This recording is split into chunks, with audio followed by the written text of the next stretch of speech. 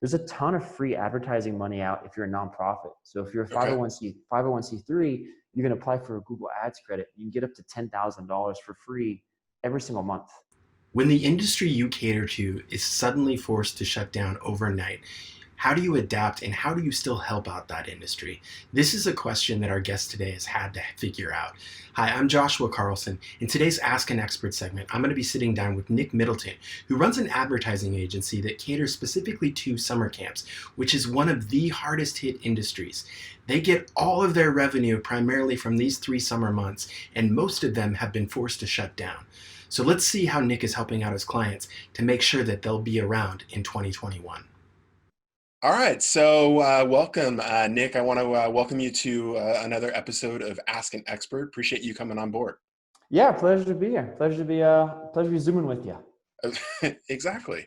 So you guys run a unique business that's centered around helping marketing and advertise summer camps, which obviously have been hit pretty heavy.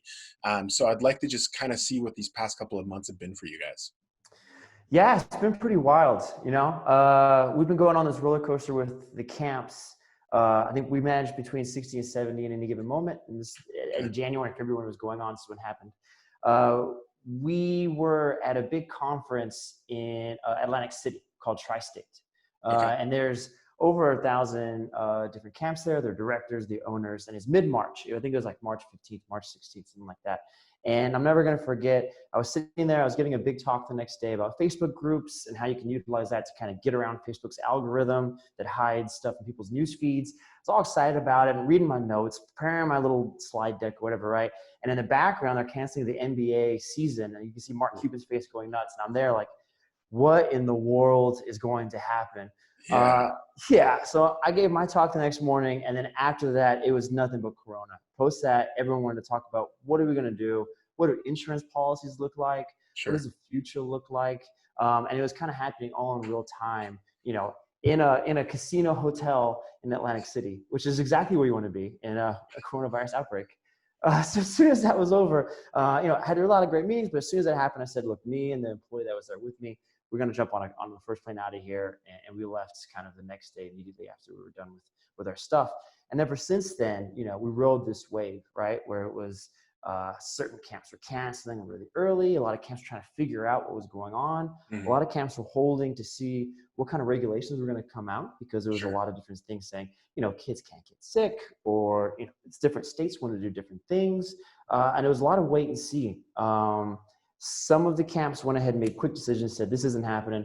We're not going to be doing anything this summer. We kind of need to close it down, cool the jets, and start like stockpiling for next year. And other ones said, let's kind of just wait it out, let's see what happens, let's see what we can learn, let's see what we want to pivot. So we've kind of seen it all at this point. We've seen every camp kind of make their own unique choices and unique decisions. And sometimes not even, based on what they want to do, but a lot of what they can do, based on like the health concerns and health organizations. So we've kind of been helping them navigate the waters. We've been seeing just kind of all sorts of crazy opportunities pop up, but at the same time, making sure we're always, sympathetic to what's going on. The people are having a hard time and the camps are having a hard time. So we're trying to make sure we can help kind of bridge the gap. Okay. Well, you talked about a couple of different ways that I guess camps are responding, kind of the wait and see. Some are making authoritative decisions early. What are the different things that you're seeing camps pivot in the immediate?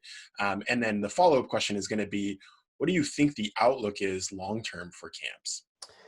Yeah, part of it's kind of funny because when I first got into the industry, which was not that long ago, December, I ran another startup prior to that. I came in and I started helping sort of summer camp in the summer of last year, kind of behind the scenes doing some things. And then December, January is when I really kind of took the reins. I started running with it. So March definitely came quick. So it's been kind of cool to see, because you have this kind of misconception that camps are stuck in their ways. They're old school. It's kind of like a throwback thing, but it's not really much the case. These directors, they're young individuals, and if they're not young, they're kind of forward thinking. And one thing that's always kind of in common is they're problem solvers a lot of times. So in an industry you think that might not be able to move or adapt that quickly, you're actually seeing a ton of different solutions come about. You have some camps that said, look, on the one side, you can go the one extreme and say, we're just not cut out for doing camp this year. We don't want to do it. We haven't had any staff training yet. It's best for us financially to close shop, save our cash, and we're just going to start the 2021 engine earlier than we ever would, right? Yep. That's one camp that these camps fall into. Outside of that, though, you have some camps, and that's totally cool, and I get that in a lot of ways. A lot of camps are moving to a virtual system. So you have a lot of virtual offerings going out there. They're hiring staff from across the US. They're Yep. coming up with these unique video programs. They're implementing unique software. Some of these really cool ones are kind of outdoor based, where it says, hey, jump on the Zoom call for 20 minutes, get some instructions from a counselor, go outside, make a sign with some sticks, take a picture of the Yep. sign, and then bring it back and present to the class. And that's really, really cool. We've also seen some camps pivot to a family camp, since there's different rules and regulations if you're with your family. So instead of having 200 campers in 20 cabins, instead you have 20 families, and each family occupies individual cabins. So it's like the greatest family vacation of all time. Pretty much. Like, I was kind of jealous. I was like, man, I kind of wish I could jump on those cabins and go on the lake and swim around for a little bit. Like, I want to go on. I'm a grown man. I want to go on the blob. Come on. Totally. Can I make this happen? So you have a lot of them going family camp style, and that's really cool. One of my favorite camps, Camp Sequoia.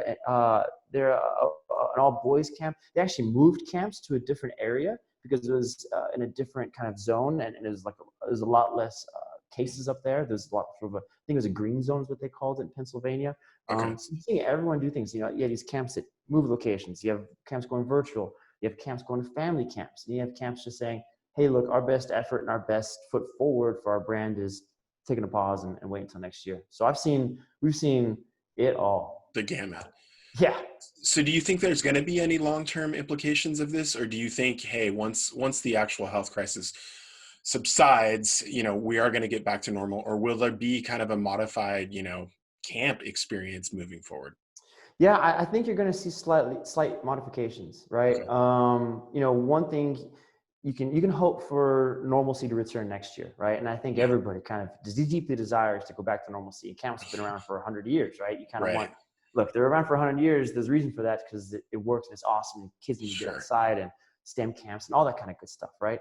On the other hand, this kind of problem solving and this energy that some of these camps have found to get around it. And some of these camps now, also the ones that canceled, have a little bit of time to think about is how we're going to shift and adapt, because you're going to have some other things hit the market, right? You're going to have potentially schools changing their calendar year, right? We've seen that in Texas. There's some rumors about how we're going to change the calendar year. Summer might be shorter next year. It might just be 1 month, maybe 6 weeks, but you might have a 3-week-long spring break, right? Or a 5-week-long Christmas, New Year's, holiday break kind of in December. So you might need to adapt and say, hey, okay, we're going to have one big July program. We're also going to offer a March program because, parents are going to be stuck with their kids for 3 weeks. Like, you got to be able to help out there, right? Right. So you have that. One thing that's really cool, there's a camp called Avid for Adventure out of Colorado. They have a Portland location as well. They're doing some really cool stuff. So group sizes is a big deal, right? And that's kind of one of the big impetuses for change. They're doing something cool where they say, hey, look, you find 4 of your friends or 8 of your buddies. I think max is 8, 6 of your buddies, right? Maybe your neighbors, maybe you just have a big family, right? And their kids all in the same kind of age range. And we'll send out 1 or 2 counselors. You're going to have a small group adventure, and we're going to take the kids and we're going to go hiking. We're going to go camping. We're going to go fishing. We're going to go kayaking, right? And so you drop your kid off at a national park or another kind of easy to get to location. And then they go off with these counselors in a small group environment and learn a lot of outdoor skills, a lot of fun stuff that way. But they're in a small group, it's really self-contained. You're kind of in that bubble with people that you trust and all kind of good stuff. And then they bring the kid back to you. And that has had overwhelming success in California. And I think you might see some solutions like that. You might say, like, hey, look, there's a camp for everybody. If you want to go to the 200 kid camp, that's fantastic. That's super awesome. That's what I went to growing up. But there might be an option where you say, hey, I just want to have, I got 2 brothers and my neighbor has 3 kids. We're going to have 6 kids jump in the truck and they're going to go camping and it's going to be the greatest time ever. And that's a cool solution too. That sounds interesting. Yeah, it does sound super interesting. They go mountain biking. It's another one where I was like, well, shoot, I wish I was a kid. Come on, man. I want to go on a paddleboard. Right now. Yeah, believe me, I want to go on a paddleboard. Come on, am I too old to be a counselor? Yeah. So there's stuff like that I think that you'll see a lot of. And I think virtual camp, some of these virtual camps, there's one in Austin that is going to pivot. They're doing such a good job of figuring out this summer. they Okay. might just become an after-school program Yeah. forevermore during the school year as well. So they Yeah. used to just be in the summer times, and now they might say, hey, look, parents need this. Yeah. Maybe we're not a 7 hour a day option. Maybe people like us for 3.5 hours. That's super cool. We found what the demand is. Very entrepreneurship. We found out what the demand is for 3 to 4 hours after Yep. school. Let's meet it in the middle. We'll provide this online environment and kind of go from there. So you're seeing a lot of stuff, but I do think that a lot of these camps are thinking of new ways to adapt. We're gonna need to, because yes, I hope it returns to normalcy, but you kind of have to plan that it doesn't. Right. Okay. Well, you've mentioned cash flow a couple of times, so I'm Mhm. curious. I've heard from some camps there's kind of this dichotomy, which is, do we punt on returns and just tell people, hey, families, you have a credit for next year, or do we give returns? That's the first question. And then second question is, cash flow, no matter what decision, still probably at the top of the list as far as priorities. What are ways that you're seeing that camps are, subsidizing, this lack of revenue? Yeah. So the cancellations was pretty wild, right? You Right. had mid-March. I think everybody said, "What in the world's going on? Like, what is Sure. happening here?" So you had March and April. It's kind of when you saw a big wave of cancellation requests.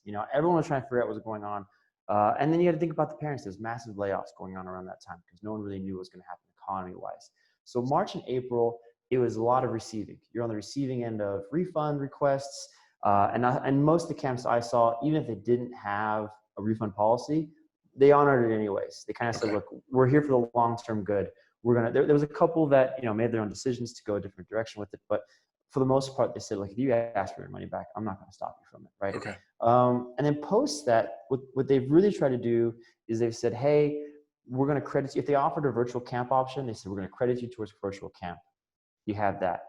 If they did a rollover option, which I just heard from one of my camps earlier this week, that they had an 80% acceptance of a rollover credit, which Okay. is insane to think that, Yeah. like, you know, uh, yeah, I'm happy for them. We've had like two camps like, "Hey, we got to pause because we've sold out our camp this year, next year." But that's fantastic. Like, I'll That's see. incredible. That's Yeah. incredible. Like, look, I'll see you 2022. I'll buy you a beer, Tri-State. Tell me how the heck you did it, right? Like, that is awesome. Like, whatever we did together worked enough to where you're booked for a year and a half.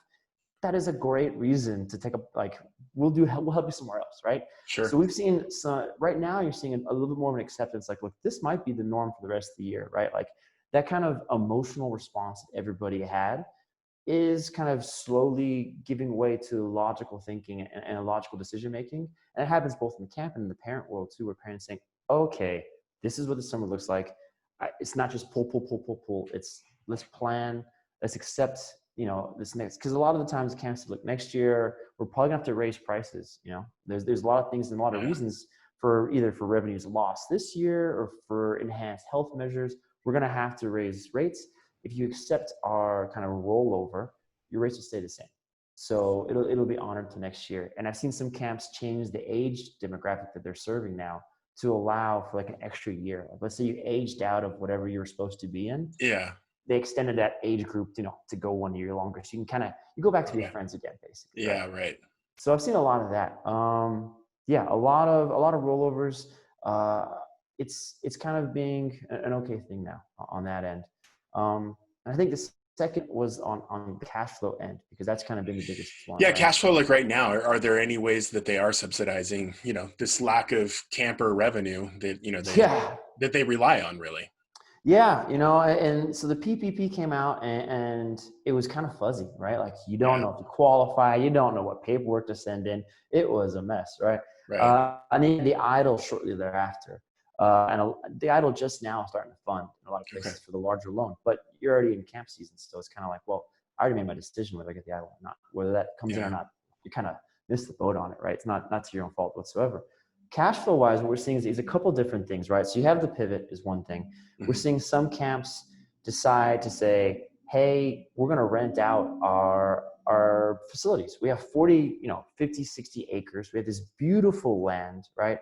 We might not be able to use it under our own, our desires, right? We're not going to be able to have the cabins filled, but at the end of the day, we have this beautiful land on a lake, and we're not going to. Some of them say we're not going to try to pivot to be managers, or we're not going to pivot to do some kind of like a fall camp. Instead, we're just going to rent it out. Like we're not going to Okay. pretend to be something that we're not. We're just going to be, a wedding venue when you Yeah. come back October, November, right?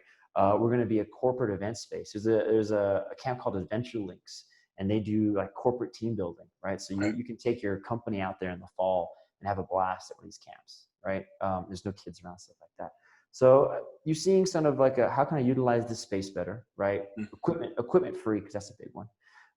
You're seeing we're helping a ton of camps that don't realize and I'll say that there's a ton of free advertising money out if you're a nonprofit. So if you're a Okay. 501c3, you're going to apply for a Google Ads credit. You can get up to $10,000 for free every single month. Wow. Google That's just a gives you. lot. It's a lot of money, right? Yeah. There's rules and restrictions that come with it, but the Okay. rules are like you can't bid over $1 or over $2. You can't bid over $2, and you can't spend over X amount of dollars per day. But Sure. that's like it for the rules. Other than that, Google's just stroking you a check and saying, run ads, right? So at the very least, we're helping a ton of our camps that they typically a lot of times do have a nonprofit arm. They have their regular camp, whether that's a nonprofit or not.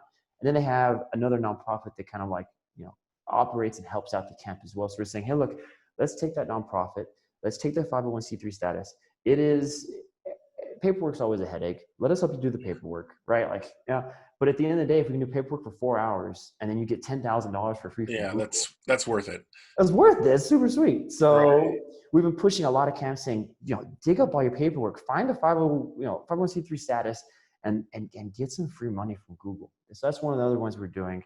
And you can also run donation. If you do find you have a nonprofit status, you can run donation-based ads native on Facebook. So Okay. you can actually accept money and payment processing on Facebook itself. Facebook just opened the ability to do Facebook and Instagram stores.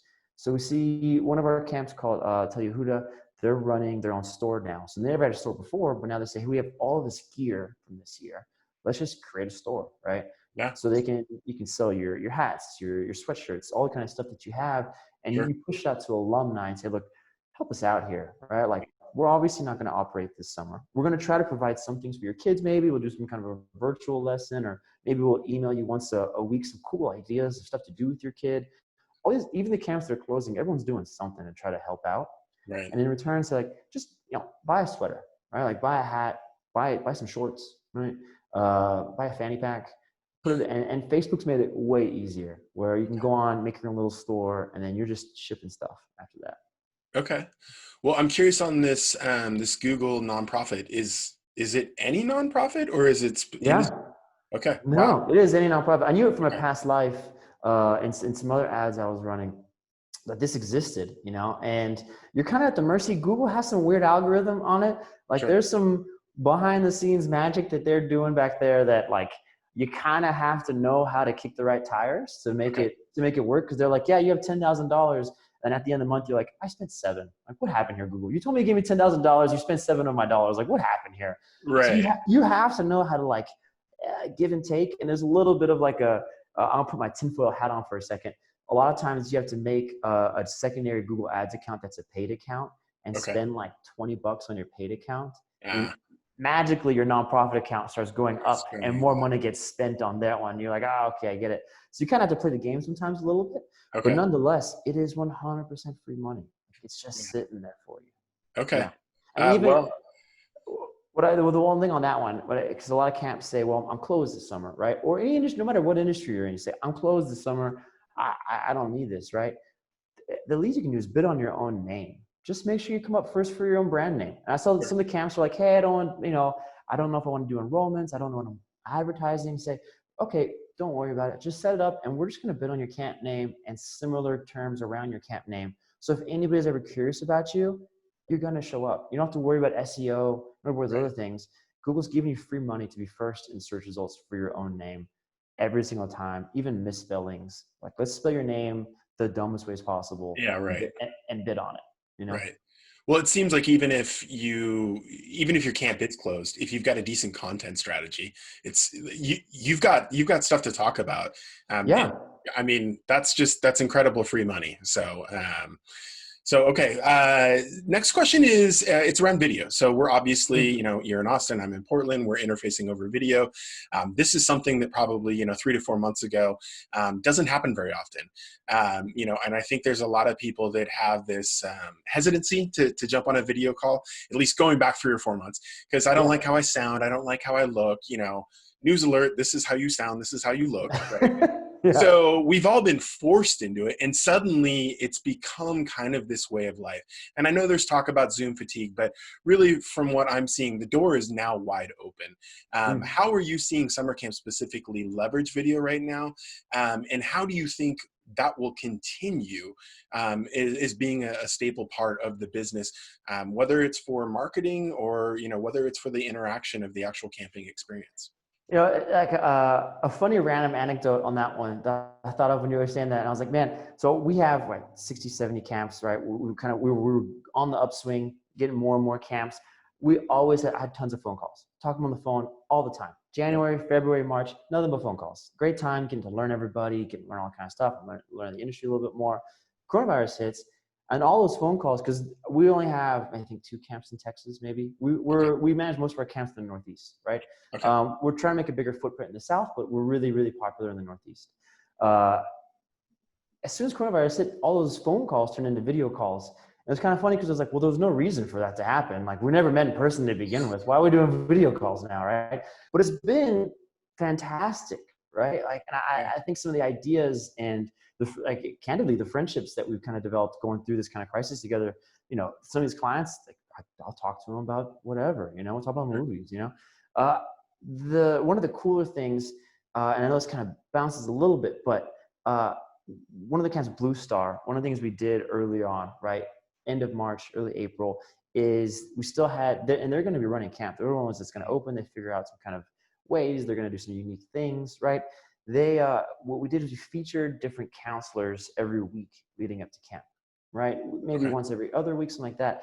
The enjoyment and the excitement, we never done that before. It hadn't been something that camps had done previously, but the enjoyment and the excitement that the kids were having, seeing their favorite counselor who lives in Australia hanging out with kangaroos and then posting a video of that saying, I can't wait to see you kids, because she has an iPhone. She's like, and it's got kangaroos everywhere, and there's like cliffs next to her.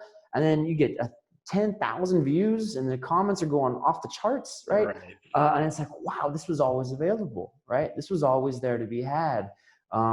These kids are loving this, and if you look at what we see data-wise is Instagram stories are just skyrocketing. I mean, our engagement on Instagram stories is insane, right? I was coming in here, we said we do Facebook, we do a lot of Facebook ads, we do a lot of ads everywhere. We look at the view counts for everything. Instagram stories are one of the most underutilized things. You put it up there, you go, oh, it's on there for 24 hours, but you got 1,000 views on it. Yeah. You have 2,500 followers and 1,000 of them looked at it, right? Like, that's an insane rate of return on it. Yeah. Great conversion. And then you look at Facebook, and Facebook's only showing your organic post to 3 to 6% of your page followers. What's your better option when you're trying to reach your page followers? The 1,000 out of 2,500 on an Instagram story video, or your Facebook post that's going to get 3% to 6%, right? You want to do both, but it's good at ROI to know that, like, the video is actually what's really attracting people and bringing them in. I see a lot of it being a really good, it's going to be a unique way for sales funnels, I think, in a cool way. Parents are going to want a lot more trust factor when they pick a camp, right? Like, health is now the forefront of everybody's mindset. Yeah. And to develop trust, you can do it a lot faster on video versus flat text. Sure. So to think that during the buying process or the selling process that you're now going to have a lot more video ads, or just video engagements, videos in the newsletters, video organic posts of counselors, like I said, or maybe the director. I think that's going to build this trust factor sooner and faster. And that's going to be a bigger part of trying to get campers to come back to you, or finding new campers to come to you, is getting that trust as fast as you can. Okay. So there's a lot of businesses, obviously, definitely within your space, that are in, at least operationally, they're in pause mode. Obviously, they're strategically planning. But there's a lot of businesses across the country that are kind of, not purposely, but are indefinitely in pause. Obviously restaurants is a big one. We see cases coming up and going down, like, it's going to be a roller coaster here. what is the content or what is the messaging strategy that you're recommending, these camps take during this period of uncertainty? And especially for you guys in the Yeah. camping space, it literally could be 12 months later that it's really the meaningful experience is going to happen. That's a long runway. So how do we keep people engaged during this downtime? Yeah, it's really interesting because we tried it all, right? Come March, like we threw everything at the wall. Every different camp has a different community, right? Every different camp has a different mindset on what we should be doing. So we said, we're going to answer the call, we're going to listen, and we're going to do what needs to be done. Yeah. You learn a lot doing that way, right? Like having 70 camps is a unique perspective because then, we never share client lists, we never share any of that kind of stuff, but we do understand learnings. We do share learnings a little bit, saying, hey, look, let's not post that no more, right? We did see like, hey, look, we were posting every single day for a lot of these camps. And we saw a bit of a fatigue develop with the community. So, okay, you know what? We need to go back to that 2 to 3 times a week cadence. That's kind of what feels more natural. It feels like you're not going like, look at me, please. Right? Yeah. So we kind of say, hey, look, become more natural again. Become your own voice again. We have scrubbed all of the things we do from mentioning specific time dates. We used to be really heavy on that. I mean, you come from, if you do digital marketing for a while, that's all about like buy now, sell now, things might be going away, one seat left, those sort of things. Right. We've changed that completely and said, that's not what we're selling anymore. We're not selling the last seat on the, on the car, right? On the car ride. We're not selling the last thing here or the final price. What we're selling is, and what we're trying to instill, because you might not have anything to sell this year, is community and trust, and the opposite of what kind of we're all locked into right now, which is a little bit of like internal isolation. And so the wording is really around like, come back to what you enjoy, come find your friends again. We'll be here when we're ready. We've been here for 90 years for these camps, right? We've been here for 20 years, anything like that, right? We've been here for a bit. You know us, you trust us. We're going to take care of you when the time does come. We've scrubbed, one of the big important parts is scrubbing out any kind of promises that you don't think you can hold yourself to. So you can't say like, can't wait to see you in the fall, because you never know what's going to happen. You don't know what's going to happen. So a lot of it is like, we don't even mention 2020 in a lot of our stuff anymore. We just say, learn more about our community, get more involved in it. What I tell the camps oftentimes with our content strategy, because it's easy to think about, how does this affect me?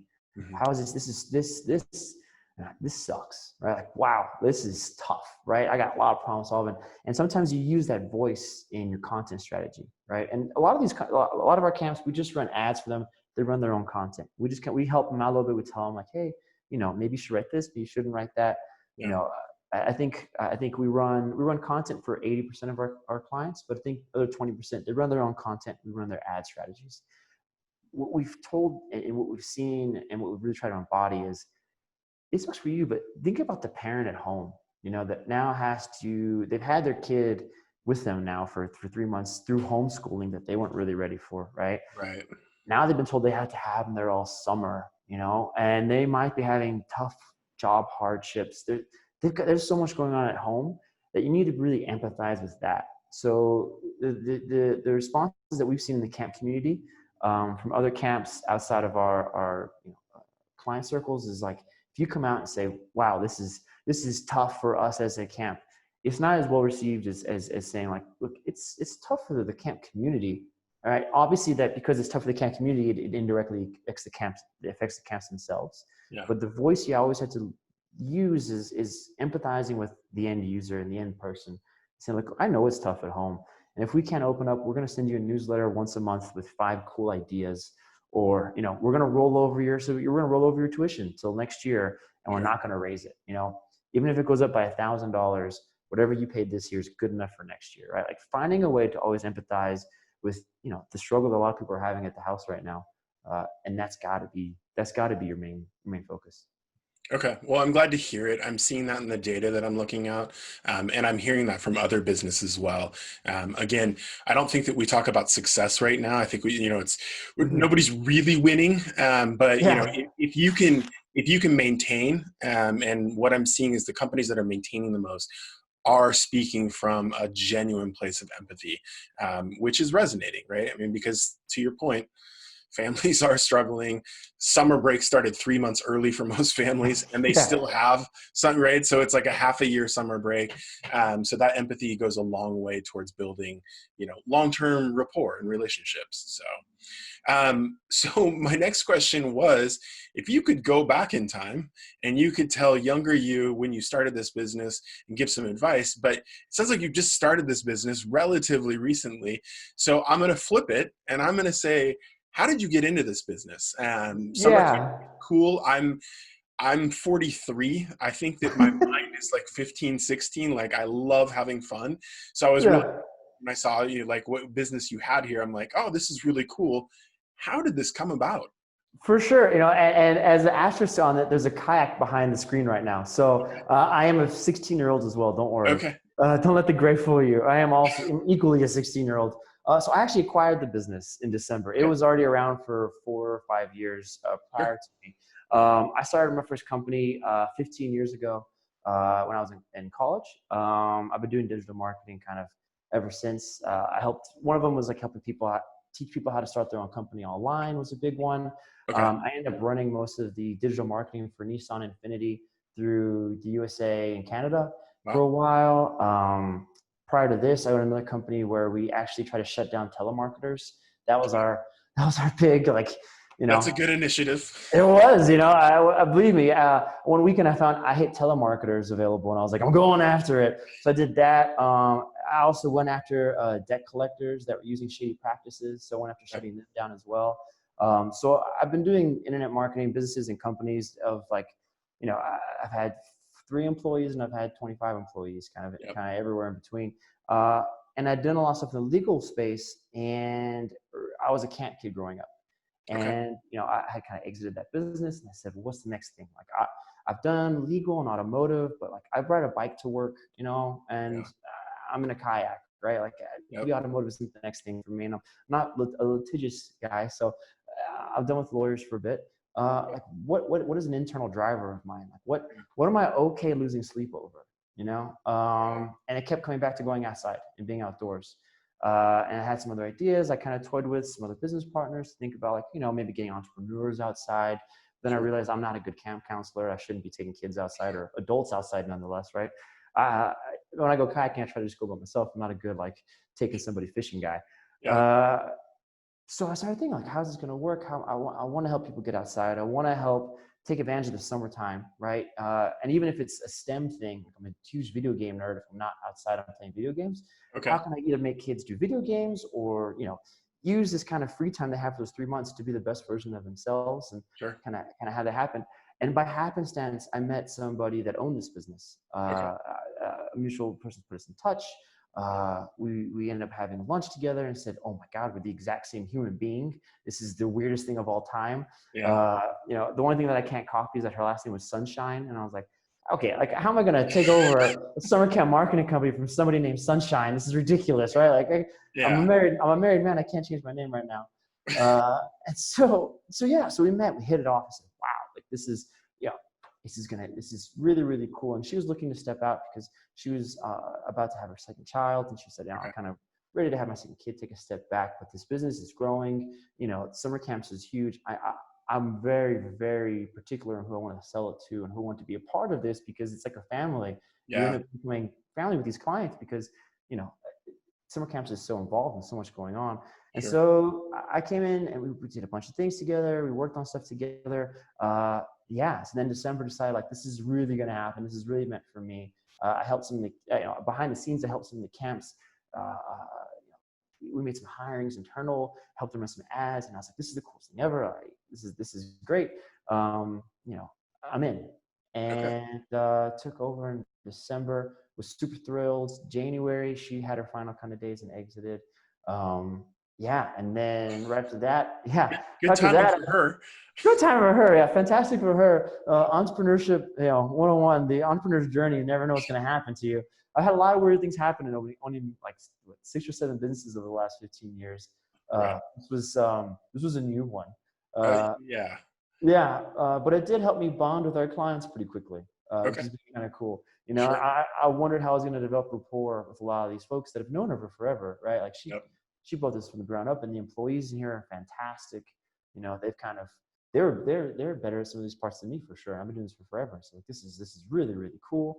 But then nothing kind of bonds people more than a tragedy. So like it's That's true. so Yeah. we've really tried to step up and kind of offer different things, and give people discounts where we need to give people discounts, and just kind of just listen more than anything else. Right. So I know it's a long-winded answer, but it's been a long-winded journey. Yeah, no, it sounds like it. But it sounds fortuitous that you have ended up where you are. Yeah. So from that standpoint, congratulations. Oh, thanks. No, it's been a blast. Even through this kind of, crazy roller coaster, Yeah. this is where I want to be. I wouldn't want to be doing anything else right now in this kind of crazy time. As odd as that sounds, I'm really happy that when we wake up in the morning, we're helping the camps that are still, even the ones that are closing, saying like, help us start getting some revenue in for next year. Yeah. We're making a difference in, tens of, hopefully soon hundreds of camps' lives. It's cool. Right. Okay. Well, is there anything that we haven't covered that you think is important, whether it's related to summer camps or just kind of business in general, for what's happening right now? No, the big one for me is always making sure you're empathetic. I know I'm missing that for our content strategy, but it needs to come from a place of sincerity. Yeah. You see a lot of people kind of piggybacking and using that empathy voice as a marketing tool. It shouldn't be that in a lot of ways. It needs to be, we're even running ads for some of our camps that aren't going to any landing pages to sign up for anything. Yeah. We just want to say like, hey, look, this is just a retargeting ad reminder that we're going to be here next year. Don't sign up for anything. Don't give us any money. Don't do anything. Yeah. Just know that we're going to be here, and that's cool, and like come comment on something on our Facebook page sometime. And that's enough. You're going through a lot of things right now. We'll see you next year, right? It's okay. And that's kind of the voice you have to use right now. And just, being realistic about it. Okay. Well, I want to thank you for coming on. I'm excited that, the camp space has got somebody like you in their corner, because I definitely think, it's one of the industries that I think has been hit the hardest. So I applaud the work that you're doing, because I can feel it. You do come from a place of authenticity, and that's what makes a difference, especially in the long term. So appreciate you coming on. I'd love to have you back next year, so we can kind of just get a check and see where things have rebounded at that point. Let's do this next year. It'll be same V-neck but different haircut. You got it. Next year I'm in. Yeah. Likewise. Yeah. Deal. Okay. Well, thank you very much. Pleasure's all mine. Thanks a lot.